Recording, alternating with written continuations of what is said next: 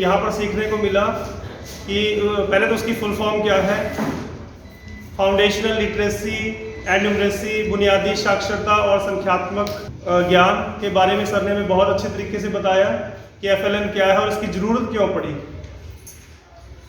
सारे टीच कर रहे हैं, बहुत अच्छा टीच कर रहे हैं, लेकिन कुछ चीज़ें हमें यहाँ सीखने को मिल रही हैं और हम सीख रहे हैं, कुछ आपसी सहयोग से और कुछ हमें जो टीचर के द्वारा, ट्रेनर के द्वारा हमें बताया जा रहा है।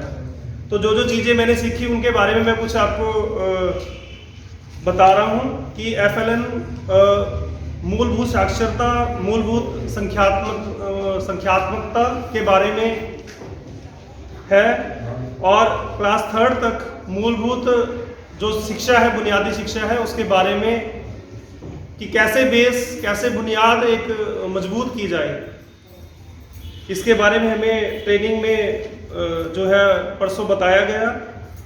सबसे पहले था कि मौखिक भाषा विकास, ध्वनि जागरूकता, डिकोडिंग, पठन व पढ़कर समझना, लेखन, इनके बारे में बताया गया। और लिटरेसी, सुनकर समझना व शब्द पहचानना, पढ़कर समझना, और एक NAS जो हमारा 3 साल के बाद लगभग सेंट्रल लेवल पे एक एग्ज़ाम होता है, NAS 2017 के रिज़ल्ट आप लोगों के सामने थे कि उसमें हमारे स्कूलों का क्या कंडीशन थी, क्या लेवल था। और बहुत चिंतनीय विषय था कि हमारे 3rd क्लास के बच्चों का जो सर ने हमें बताया कि ये स्टेटस था, तो उससे हमने उभरना है और अच्छे तरीके से अपने बच्चों को पढ़ाना है। उसके बारे में हमें मैथ के बारे में सर ने बताया था और एक्टिविटी भी बहुत सारी करवाई गई, जैसे संख्याओं की पहचान, स्थानीय मान की समझ, 3 अंकों का जोड़ घटा, ये सब, और लर्निंग टू रीड और रीडिंग टू लर्न, इस विषय के बारे में बताया गया।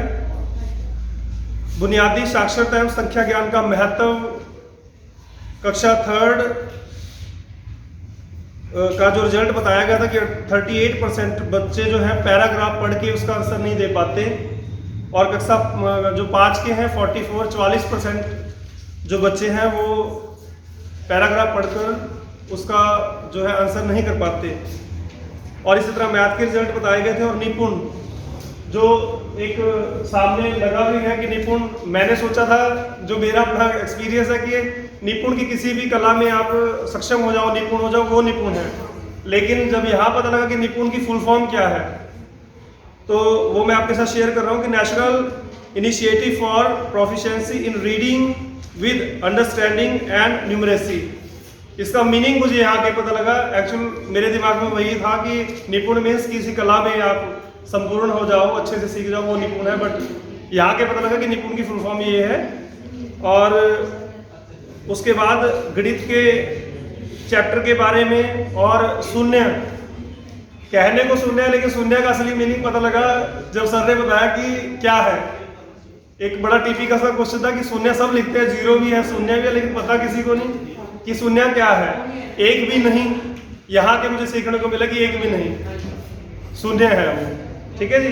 तो इसी तरह से जो है मात्रा, गिनना, अंक पहचानना, अंक लिखना, क्रम से, बिना क्रम से, इन सब के बारे में हमने डिस्कस किया था जी। और उसके बाद सर एक क्वेश्चन पे थे, इतना ही मेरे को पता है, इससे आगे नहीं। Thank you.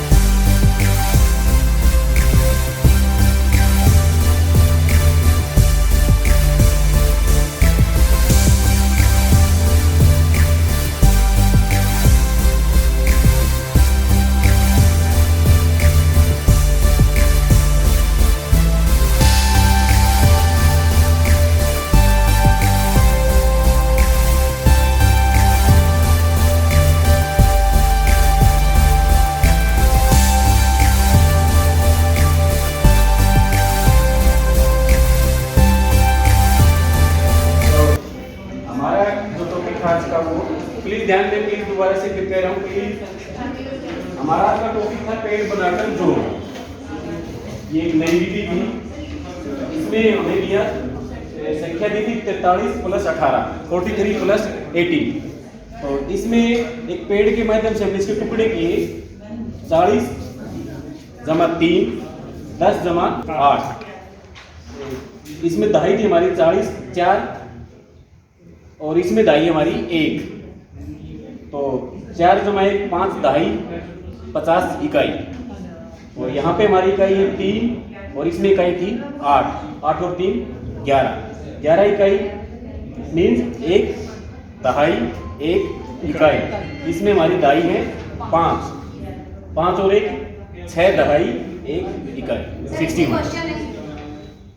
सर जैसे मैंने 8 की पूरे 8 को बनाया लगाया, इसके पूरे 7 जब एक भी बन सकते थे कि 7 और 3 मिलके बन जाता 10। हाँ हमारे ठीक है 50 और 1 यहाँ पे 5 क्या काटे ठीक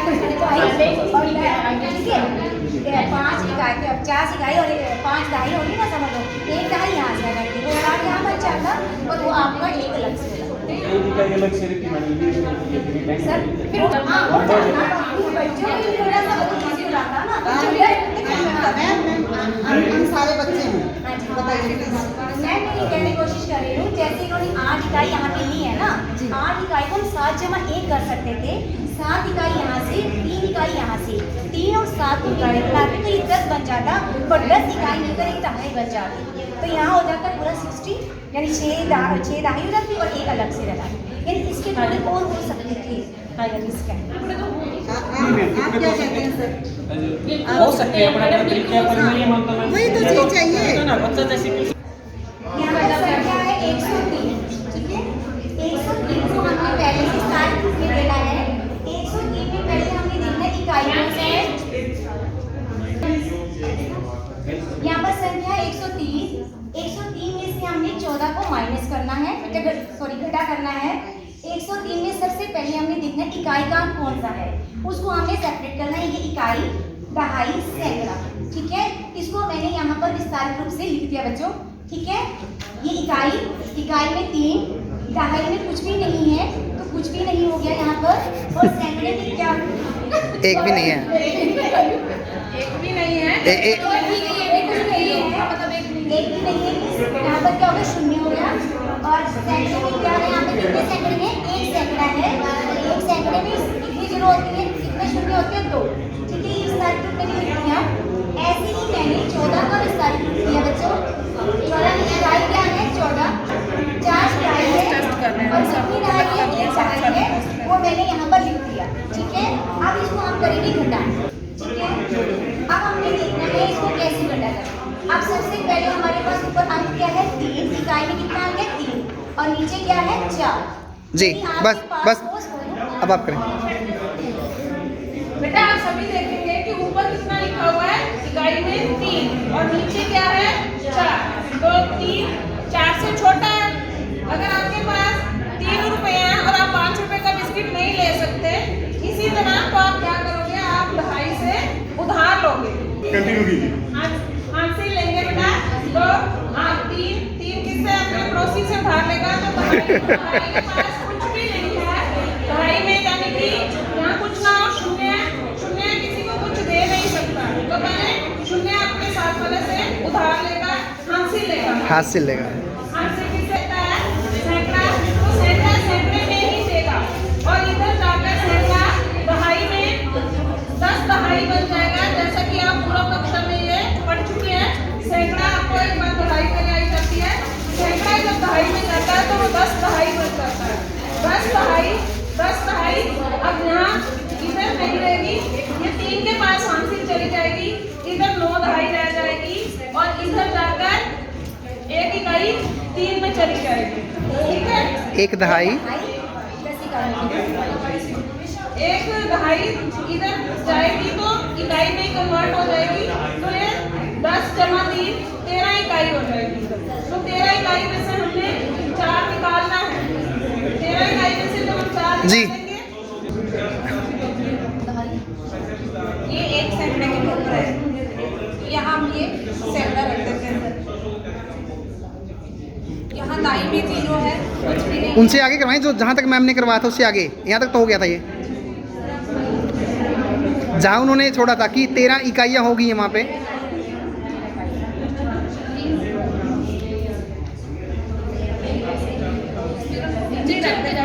वैसे दिखा दीजिए आप। वैसे दिखा दो, हाथ में दिखा दो। दिखा दो मैडम, इधर मुंह कर लो इधर। ये पहले 3 इकाई है यहाँ पे। 10 और आगे इकाई 13 होगी। हाँ, ये एक दाही है ना, हाँ। ये यहाँ पे ठीक 13 है, होगी। ठीक है, तो ये हम ऐसे दिखा दो, चिपकाने की जरूरत नहीं है। ये यहाँ 13 होगी। अब 13 में से हम 4 इकाई घटानी है। ठीक है, हाँ, 4 इसमें से मैं 4 निकाल लेती हूँ।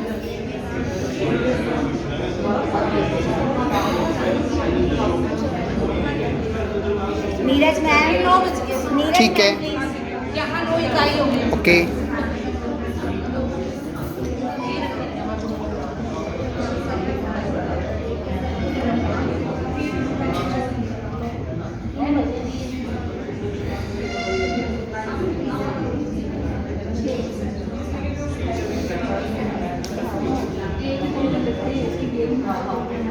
उठा लो, 9 है ये।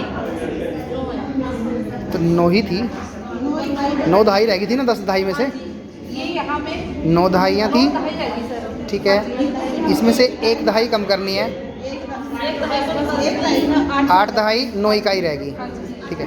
तो हमारे पास 8 दहाई और 9 इकाई को मिलाकर हमारा नंबर है। बहुत बढ़िया, बहुत बढ़िया।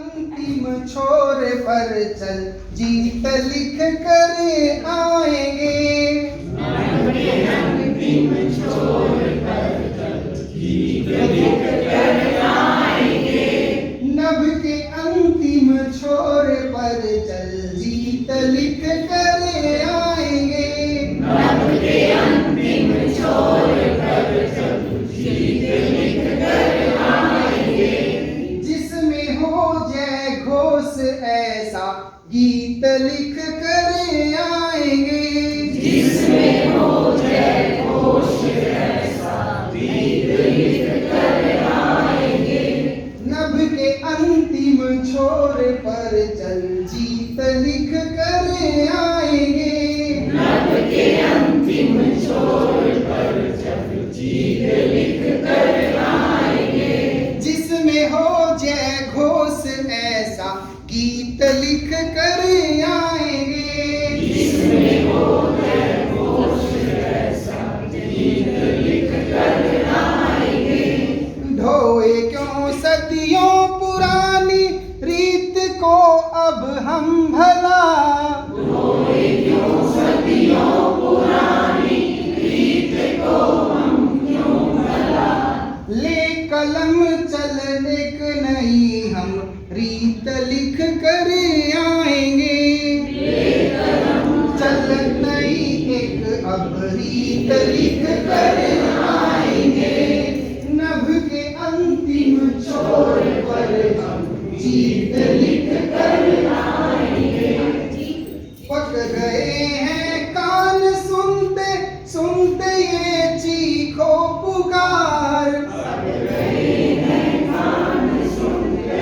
सुनते ये चीखो पुकार, चुन कोई सरगम नया संगीत लिख कर आए,